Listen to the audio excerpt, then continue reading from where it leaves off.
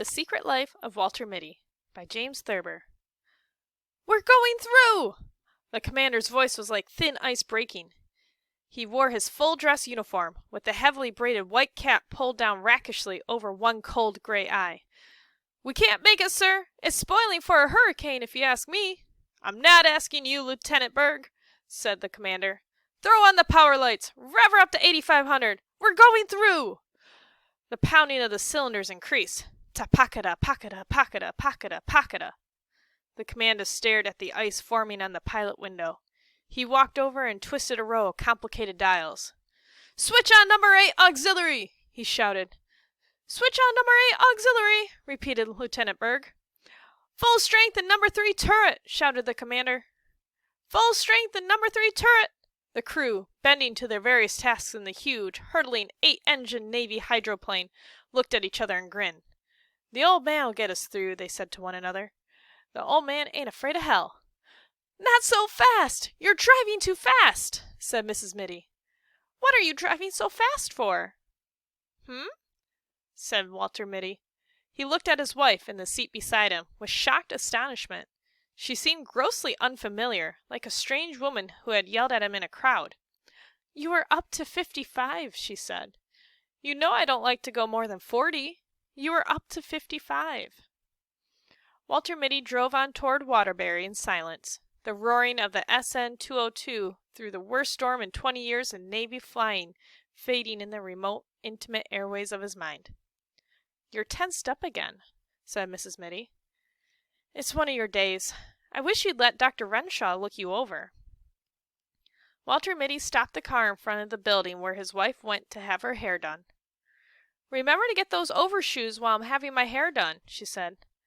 "I don't need overshoes," said Mitty. She put her mirror back in her bag. "We've all been through that," she said, getting out of the car. "You're not a young man any longer." He raced the engine a little. "Why don't you wear your gloves? Have you lost your gloves?" Walter Mitty reached in a pocket and brought out the gloves. He put them on, but after she had turned and gone into the building and he had driven on to a red light, he took them off again. "Pick it up, brother," snapped a cop as the light changed, and Mitty hastily pulled on his gloves and lurched ahead. He drove around the streets aimlessly for a time, and then he drove past the hospital on his way to the parking lot. "It's the millionaire banker, Wellington Macmillan," said the pretty nurse. "Yes?" said Walter Mitty, removing his gloves slowly. "Who has the case?" "Dr. Renshaw and Dr. Benbow, but there are 2 specialists here, Dr. Remington from New York and Dr. Pritchard Mitford from London." He flew over. A door opened down a long, cool corridor, and Dr. Renshaw came out. He looked distraught and haggard. "Hello, Mitty," he said. "We're having the devil's own time with Macmillan, the millionaire banker and close personal friend of Roosevelt. Obstruosis of the ductal tract, tertiary. Wish you'd take a look at him." "Glad to," said Mitty. In the operating room there were whispered introductions. Dr. Remington, Dr. Mitty, Dr. Pritchard Mitford, Dr. Mitty. "I've read your book on streptococcus," said Pritchard Mitford, shaking hands. "A brilliant performance, sir." "Thank you," said Walter Mitty. Didn't know you were in the States, Mitty," grumbled Remington. "Coals to Newcastle, bringing Mitford and me up here for a tertiary." "You are very kind," said Mitty. A huge, complicated machine, connected to the operating table with many tubes and wires, began at this moment to go pakada, pakada, pakada. "The new anesthetizer is giving away," shouted an intern. "There is no one in the East who knows how to fix it." "Quiet, man," said Mitty in a low, cool voice. He sprang to the machine, which was now going pakada, pakada, queep, pakada, pakada, queep. He began fingering delicately a row of glistening dials. "Give me a fountain pen," he snapped. Someone handed him a fountain pen. He pulled a faulty piston out of the machine and inserted the pen in its place. "That will hold for 10 minutes," he said. "Get on with the operation." A nurse hurried over and whispered to Renshaw, and Mitty saw the man turn pale.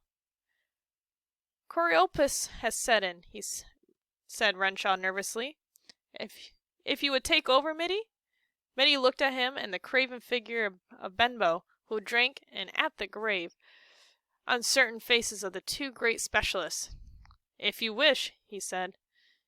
They slipped a white gown on him, he adjusted a mask and drew on thin gloves, nurse's hand in them shining. Back it up, Mac! Look out for that Buick! Walter Mitty jammed on the brakes. Wrong lane, Mac, said the parking lot attendant, looking at Mitty closely. Gee, yeah, muttered Mitty. He began cautiously to back out a lane marked exit only. Leave her sit there, said the attendant. I'll pull her away. Mitty got out of the car. Hey, better leave the key. Oh, said Mitty, handing the man the ignition key. The attendant vaulted into the car, backed it up with insolent skill, and put it where it belonged. They're so darn cocky, thought Walter Mitty, walking along Main Street. They think they know everything. Once he had tried to take his chains off outside New Milford, and he had got them wound around the axles.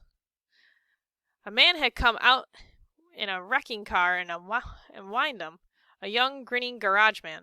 Since then, Mrs. Mitty always made him drive to a garage to have the chains taken off. The next time, he thought, I'll wear my right arm in a sling. They won't grin at me then. I'll have my right arm in a sling, and they'll see that I couldn't possibly take the chains off myself. He kicked at the slush on the sidewalk. Overshoes, he said to himself, and began looking for a shoe store. When he came out into the street again, with the overshoes and a box under his arm, Walter Mitty began to wonder what the other things his wife had told him to get. She had told him twice before they set out from their house for Waterbury. In a way, he hated these weekly trips to town. He was always getting something wrong. Kleenex, he thought. Squibs? Razor blades? No. Toothpaste? Toothbrush? Bicarbonate? Carbondum? Initiative and referendum? He gave it up. But she would remember it. Where's the what's-his-name? She would ask. Don't tell me you forgot the what's-his-name. A newsboy went by shouting something about the Waterbury trial. Perhaps this will refresh your memory. The district attorney suddenly thrust a heavy automatic at the quiet figure on the witness stand. Have you ever seen this before? Walter Mitty took the gun and examined it expertly. This is my Webley Vickers 5080, he said calmly. An excited buzz ran around the courtroom. Judge rapped for order.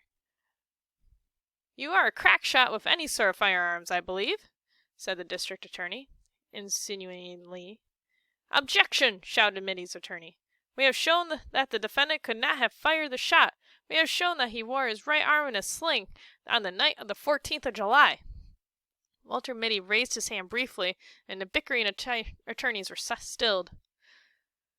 With any known make of gun, he said evenly, I could have killed Gregory Fitzhurst at 300 feet with my left hand. Pandemonium broke loose in the courtroom. A woman's scream rose above the bedlam, and suddenly a lovely dark-haired girl was in Walter Mitty's arms. The district attorney struck at her savagely. Without raising from his chair, Mitty let the man have it to the point of the chin. You miserable cur! Puppy Biscuit, said Walter Mitty.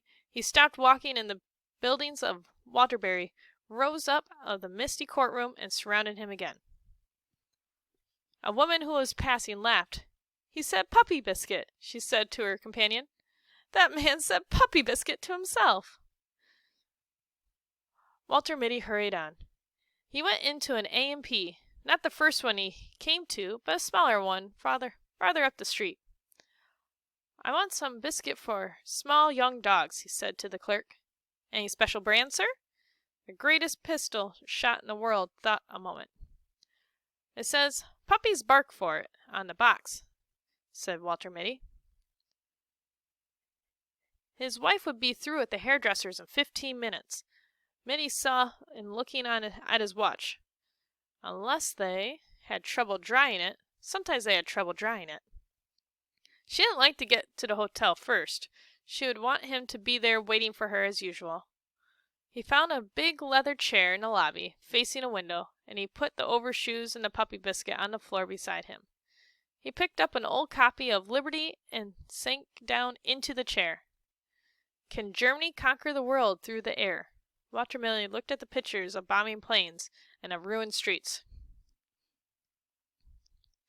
The cannonading has got the wind up in young Raleigh, sir, said the sergeant. Captain Mitty looked up at him through tousled hair. Get him to bed, he said wearily. With the others. I'll fly alone. But you can't, sir, said the sergeant anxiously. It takes 2 men to handle that bomber, and the Archies are pounding hell out of the air. Von Richten's circus is between here and Sowler. Somebody's got to get to that ammunition dump, said Mitty. I'm going over. Spot of brandy? He poured a drink for the sergeant and one for himself. War thundered and whined through the dugout and battered at the door. There was a rending of wood and splinters through the room. A bit of a near thing, said Captain Mitty carelessly. The box barrage is closing in, said the sergeant. We only live once, sergeant, said Mitty, with his faint, fleeting smile. Or do we? He poured another brandy and tossed it off. I never see a man who could hold his brandy like you, sir, said the sergeant. Beg your pardon, sir? Captain Mitty stood up and strapped on his huge Webley Victor's automatic. It's 40 kilometers through hell, sir, said the sergeant. Mitty finished one last brandy. After all, he said softly, what isn't? The pounding of the cannon increased. There was the rat-tat-tatting of the machine guns, and from somewhere the menacing pakada, pakada, pakada of the new flame-throwers. Walter Mitty walked to the door of the dugout humming, Après de la blonde. He turned and waved to the sergeant. Cheerio, he said. Something struck his shoulder. I've been looking all over this hotel for you, said Mrs. Mitty. Why do you have to hide in this old chair? How did you expect me to find you? Things close in, said Walter Mitty vaguely. What? Mrs. Mitty said. Did you get the what's-its-name? The puppy biscuit? What's in that box? Overshoes, said Mitty. Couldn't you have put them on in the store? I was thinking, said Walter Mitty. Does it ever occur to you that I am sometimes thinking? She looked at him. I'm going to take your temperature when I get you home, she said. They went out through the revolving doors that made a faintly derisive whistling sound when you pushed them. It was 2 blocks to the parking lot. At the drugstore on the corner, she said, Wait here for me. I forgot something. I won't be but a minute. She was more than a minute. Walter Mitty lighted a cigarette. It began to rain. Rain with sleet in it. He stood up against the wall of the drugstore, smoking. He put his shoulders back and his heels together. To hell with the handkerchief, said Walter Mitty, scornfully. He took one last drag of his cigarette and snapped it away. Then, with that faint, fleeting smile playing about his lips, he faced the firing squad, erect and motionless, proud and disdainful. Walter Mitty, the undefeated, inscrutable to the last.